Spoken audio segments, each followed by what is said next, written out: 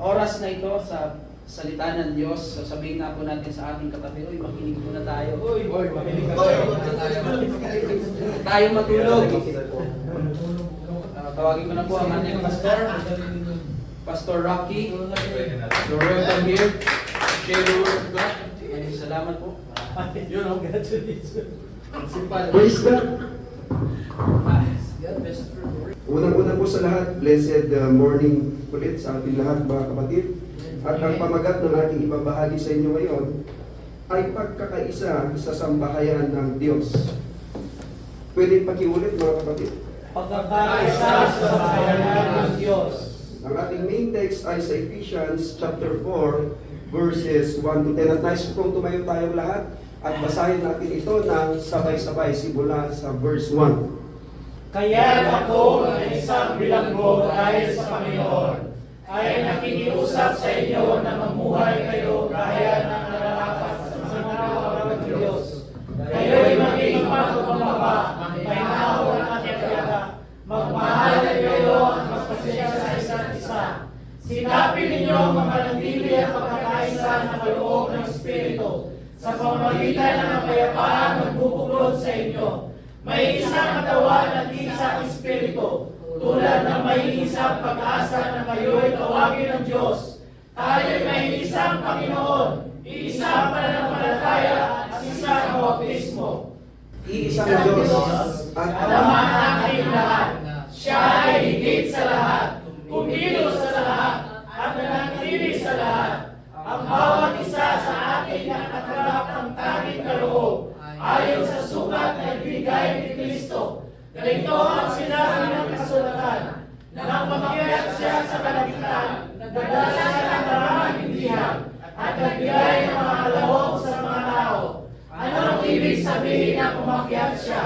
Ang ibig sabihin niya ay nagbaba muna siya sa mga kainahing makakagin ng lupa. Ang baba ay siya rin namang umakyat sa kaitaasan ng kalangitan upang mamuno ng kanyang presensya at harap ng nilikha. Amen. Amen.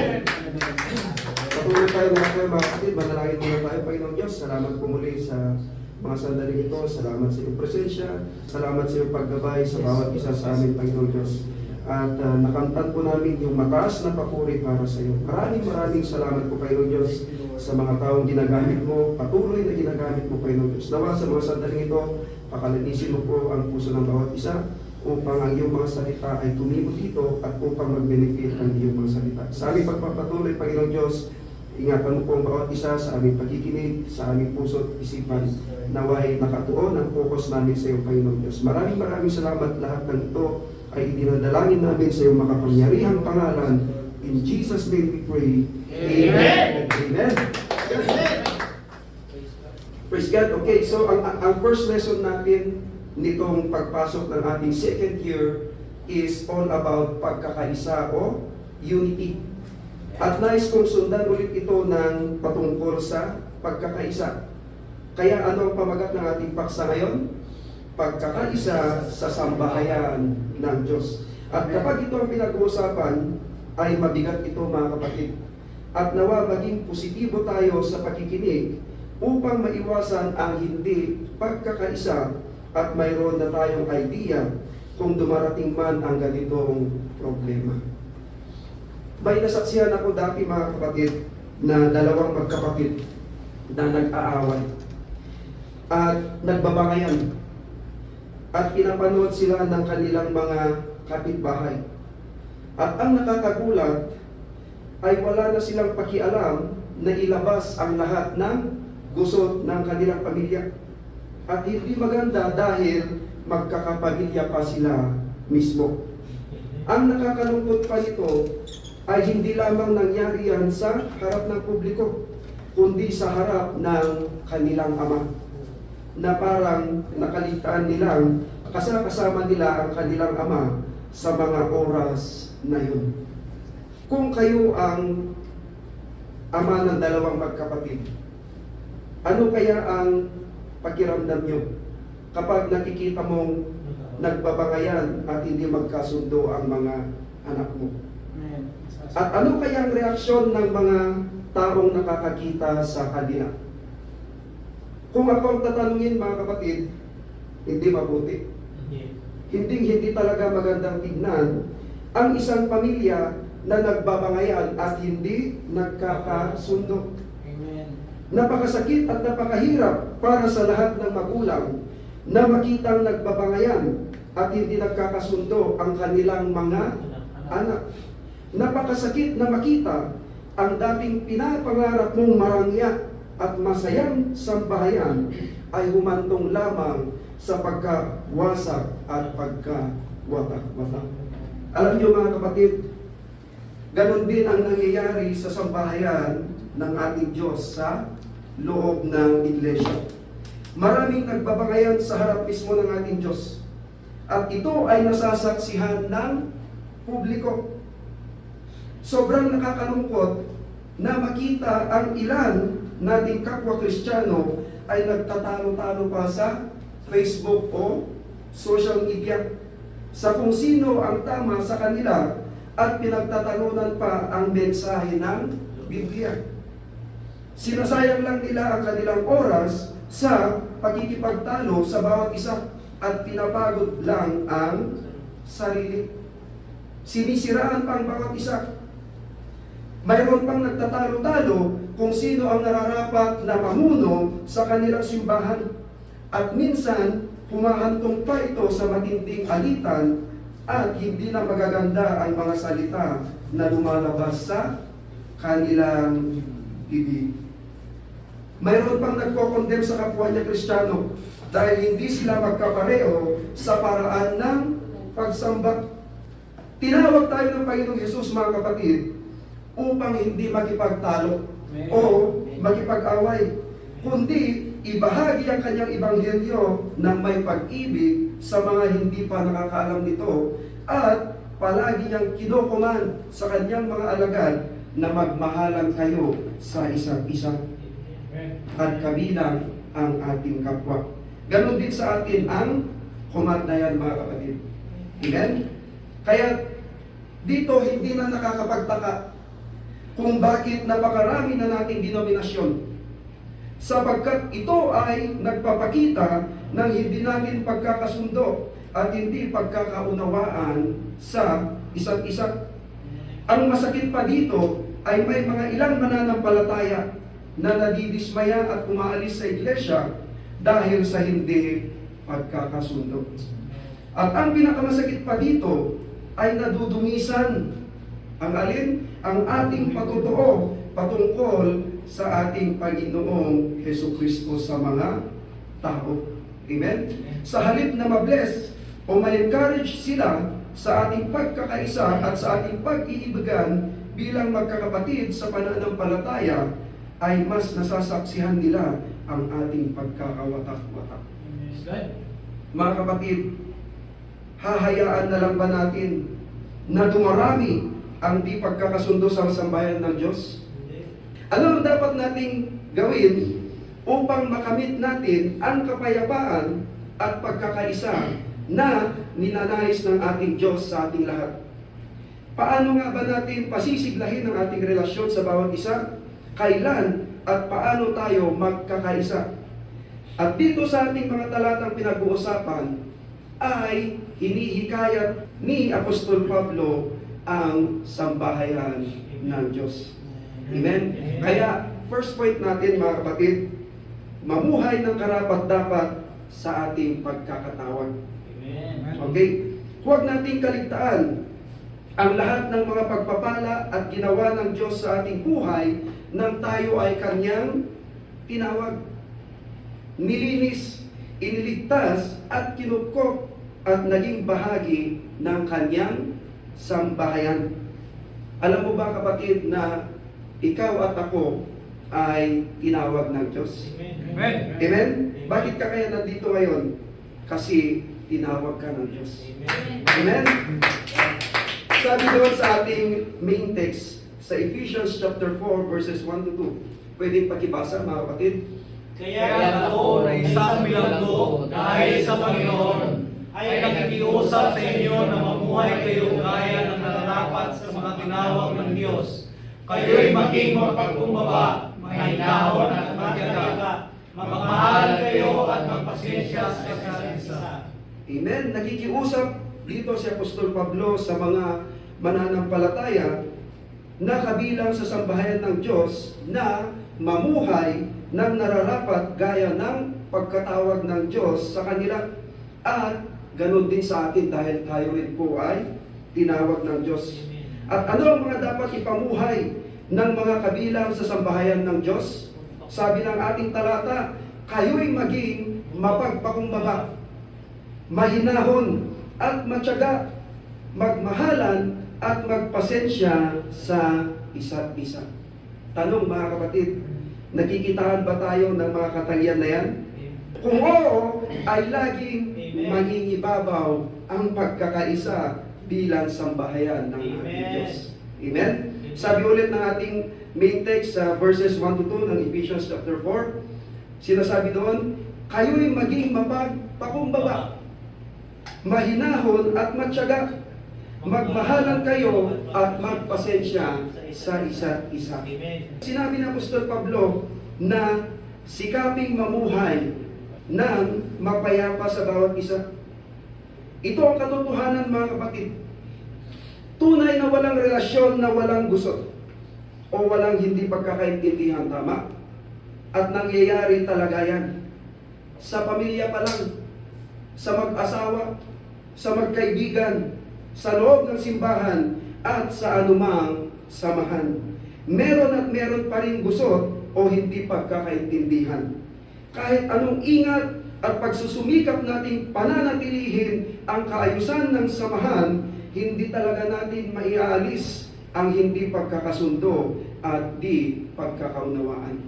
Amen? Ito ay dahil sa pagkakaiba natin sa maraming bagay. Amen. Tandaan natin mga kapatid, walang tao na 100% na magkakahalin tulad sa isa't isa. Amen. Tignan mo yung katabi mo. Praise God.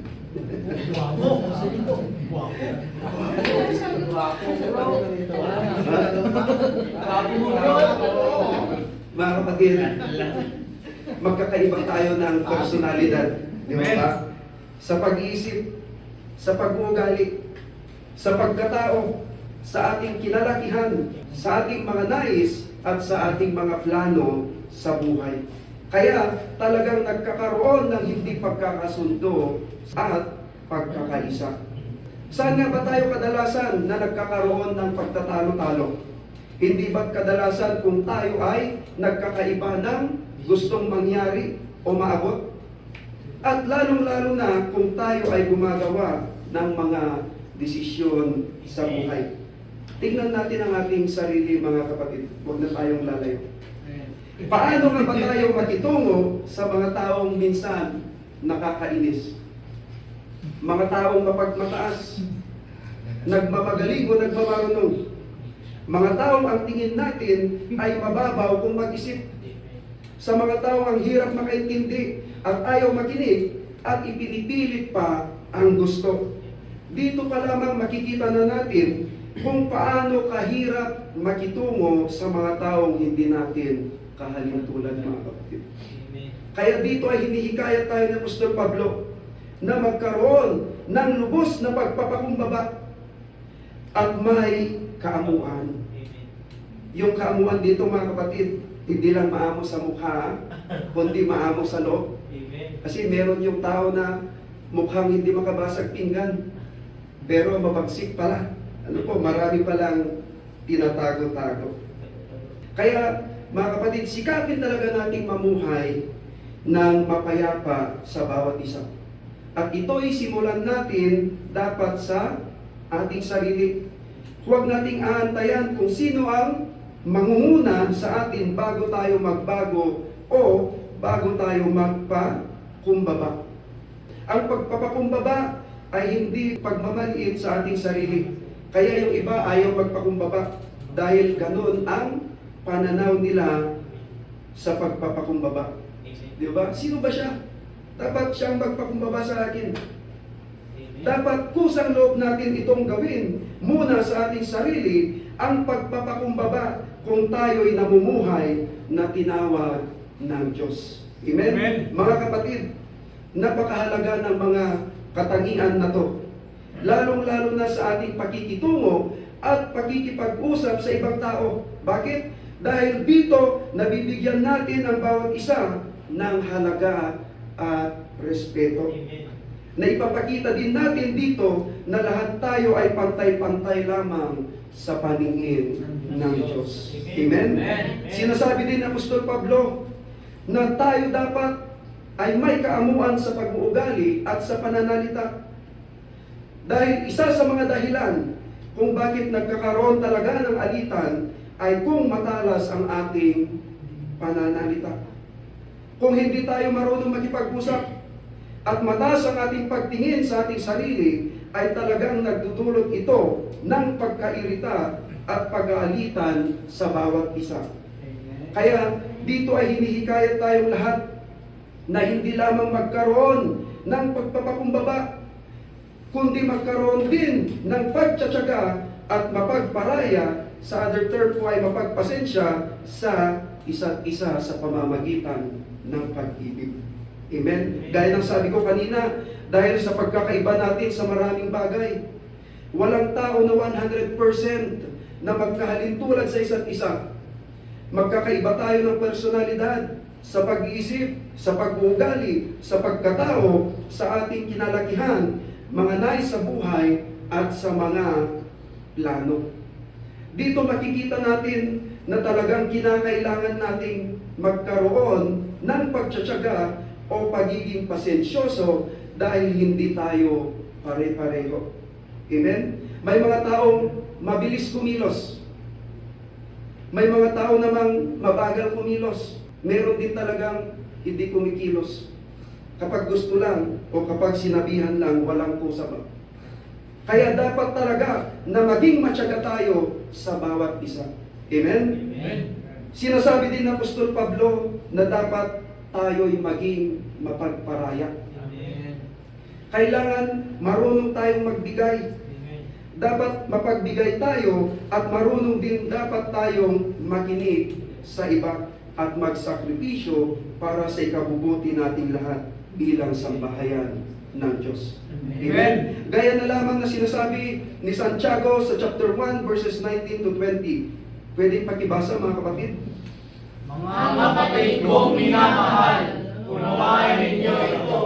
Mag-iingat kayo sa pakikinig. Mag-iingat sa pagsasalita at hindi agad nagagalit. Dahil ang galit ng tao ay hindi nakakatulong upang magawa kung ano ang ayon sa kalooban ng Diyos. Sinasabi dyan na maging alisto tayo sa pakikinig. Maingat sa pagsasalita at hindi agad nagagalit. Amen. Kapag nagagawa natin ito sa araw-araw, malaki ang naitutulong nito upang makamit natin ang kalooban ng Diyos sa atin.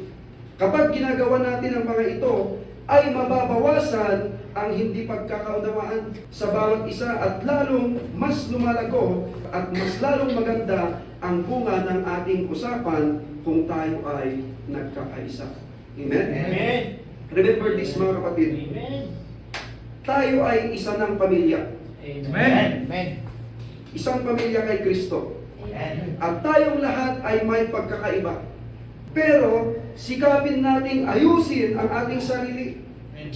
I-align natin ang ating mga sarili sa salita ng Diyos upang ang lahat ay tunay na magkaroon ng pagkakaisa at yan ang nais ng Diyos sa Kanyang sambahayan. Amen. Amen? Praise God. Pangatlo, sikaping panatilihin ang pagkakaisa. Ano po ulit ang sinasabi ng ating main text sa verses 3 to 6 ng Ephesians chapter 4? Pwedeng pakibasa mga kapatid. Sabi ninyong manatili ang pagkakaisa ng kaloob ng Espiritu sa pamamagitan ng kapayapaan na magbuklod sa inyo. Mag-iisang katawan at isang Espiritu, tulad ng may isang pag-asa ng kayo'y tawagin ng Diyos. Tayo'y may isang Panginoon, isang pananampalataya at isang bautismo, isang Diyos sa Ama ng lahat. Siya ay higit sa lahat, kumikilos sa lahat, at nanatili sa lahat.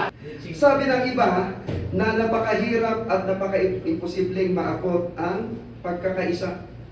Dahil napakarami nating pagkakaiba.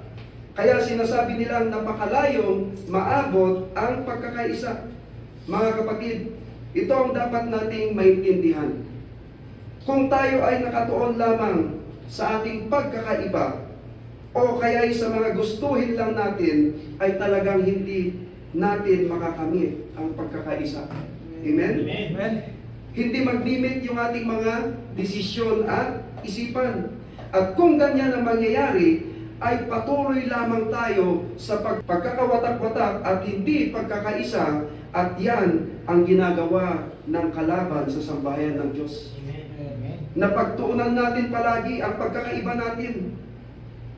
Ang pag-awayin tayong lahat upang tayo mismo ang makapabagsak sa bawat isa. Sa gayon, mas madali niyang magapi, mas madali niyang masira ang sambahayan ng ating Diyos. Kaya dito hinihikayat talaga tayo ni Apostol Pablo na sikapin nating panatilihin ang pagkakaisa ng Espiritu. Huwag nating kaligtaan kung sino nga ba tayo ngayon. Kung ano ang meron at kaugnayan natin sa bawat isa. Hindi ba tayo isang pamilya? Amen? At ang pamilya ay nagmamahalan or nagkakaisa. Amen? Ang Diyos ang gumawa ng lahat kung paano niya tayo pinag-isa. Tayo ay kanyang pinagbubuklod-buklod sa pamamagitan ng kanyang Espiritu. Kaya kailangang pahalagahan natin ang pagkakapareho natin kaysa sa pagkakaiba natin. Amen? Mas bigyan o mas pagtuunan natin ng pansin kung sino tayo ngayon sa ating Panginoong Jesucristo. Halimbawa, gaya ng isang puno. Marami man siyang sanga na tumutubo sa iba't ibang direksyon. Ngunit siya ay iisang puno pa rin. Tayong mga sambahayan ng Diyos, dapat ganun tayo mamuhay. Gaya ng sinasabi sa ating talata na tayo'y isang katawan o body of Christ at si Kristo ang ating ulo, ang ulo ng iglesia. Amen? Kaya dapat na mamuhay tayo na parang iisang katawan at hindi natin inihihiwalay ang ating sarili sa ating mga kapatiran. Gaya ng sabi ko nung nakaraan, walang solo Christian. Amen? Amen. Sinasabi rin sa ating talata na mayroon tayong iisang espiritu. Kaninong espiritu ang namumuhay sa atin? Hindi ba't ito ang banal na espiritu? Kaya tayo ay dapat mamuhay alinsunod sa kagustuhan ng banal na espiritu na nananahan sa atin ngayon. Amen. At sinasabi rin, tayo ay may iisang pag-asa. At sino yan? Walang iba kundi si Jesus. Amen? Siya lamang ang ating tanging pag-asa. Siya lamang ang daan. Siya lamang ang katotohanan. At siya lamang ang buhay. At siya lamang ang kaligtasan. Kaya tayo ay may iisang pag-asa lamang. Sino yan? Si Jesu Cristo. Amen? Sinabi din sa ating talata na tayo ay may iisang Panginoon. May iisang pananampalataya at iisang bautismo. Tanging si Jesus lamang ang ating iisang Panginoon na siyang naghahari sa ating buhay. Na siyang dapat nating sinusunod sa higit ng ating mga kagustuhan. Tayo ay dapat mapagpakumbaba at sumunod lamang sa kung ano ang nais ng Diyos sa kanyang sambahayan. At dyan sa ating mga talata ay sinasabi din, tayo ay mayroong iisang Diyos Ama. Amen. Na siyang higit sa lahat ang kumikilos at sumasalahat sa atin. Amen? Amen. Ang pagkakaisa natin bilang sambahayan ng Diyos ay ipinapakita natin ang mensahe sa buong mundo na hindi lamang tayo isang organisasyon o hindi tayo isang panibagong relihiyon. Sana makita nila ng buong mundo na ang Diyos ay sumasa atin at tayo ay pinag-isa ng iisang buhay na Diyos. Amen? Pang-apat, sikaping makipagtulungan sa bawat isa. Tignan natin sa ating main text sa verses 7 to 10. ng Ephesians chapter 4. Pwede pakibasa mga kapatid? Ang bawat isa sa atin ang tanggap ng ating kaloob ayon sa sukat na ibinigay ni Kristo. Ganito ang sinabi niya sa sulat. Nang umakyat siya sa kalangitan, nagdala siya ng aming bihan at nagbigay ng mga loob sa mga tao. Ano ang ibig sabihin ng umakyat siya? Ang ibig sabihin niya ay bumaba muna siya sa mga kailangang bahagi ng lupa. Ang bumaba ay siya rin ang umakyat sa kaitasan ng langit upang mapuno ang kanyang sinisika ang lahat ng nilikha. Amen. Anong ibig sabihin ng mga talatang ito, mga kapatid? Nang pumarito ang ating Panginoong Hesus, ay hindi lamang niya inialay ang kanyang sarili upang tayo ay mailigtas sa kapamahakan dulot ng ating pagkakasala, kundi siya rin ay naparito upang tayong lahat na mananampalataya ay kanyang mabiyayaan.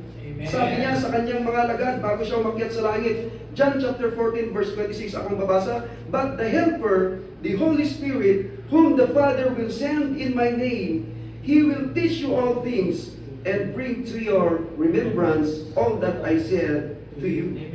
At ito ang tutulong sa ating mapalakas at mapalago ang bawat isa sa atin, ang banal na Espiritu, upang makamit natin ang nais ng Diyos na pagkakaisa sa Kanyang sambahayan. Sa atin pong pagtatapos, mga kapatid, kahit gaano tayo kagaling, kung hindi tayo makikipagtulungan sa bawat isa, kung hindi tayo marunong mag-iisa, ay hindi tayo magtatagumpay.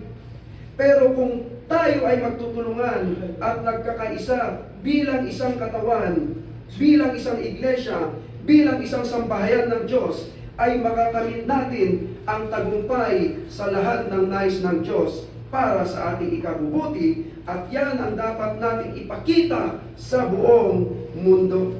Amen? Na tayo ay nagkakaisa sa ating Panginoong Hesukristo, dito man sa loob ng iglesia at sa iba pang mga Kristiyano. Amen? Magtulungan at itaguyod natin ang sambahayan ng ating Diyos. Na gamitin niya ang bawat isa sa atin. At magamit din natin ang mga kaloob niya sa atin upang mapalakas natin ang bawat isa para sa ikapupuri ng kanyang banal na pangalan.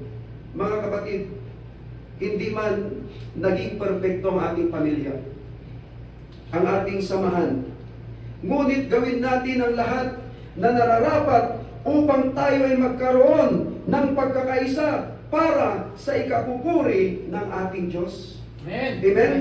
Inuulit ko yung ating mga points. Mamuhay ng karapat-dapat sa ating pagkatawag. Sikaping mamuhay ng mapayapa sa bawat isa. Sikaping panatilihin ang pagkakaisa at sikaping makipagtulungan sa bawat isa upang makamit natin ang nais ng Diyos sa bawat isa, kapatid. Ano nga ulit ang sinasabi sa Psalms chapter 133 verse 1? Nais ko pong basahin natin ito ng sabay-sabay ng malakas, mga kapatid. Masdan ninyo ng pagkabuti at pagkaligaya sa mga magkakapatid na masisahang magkasama sa pagkakaisa. Amen. Kaya sino ang unang natutuwa?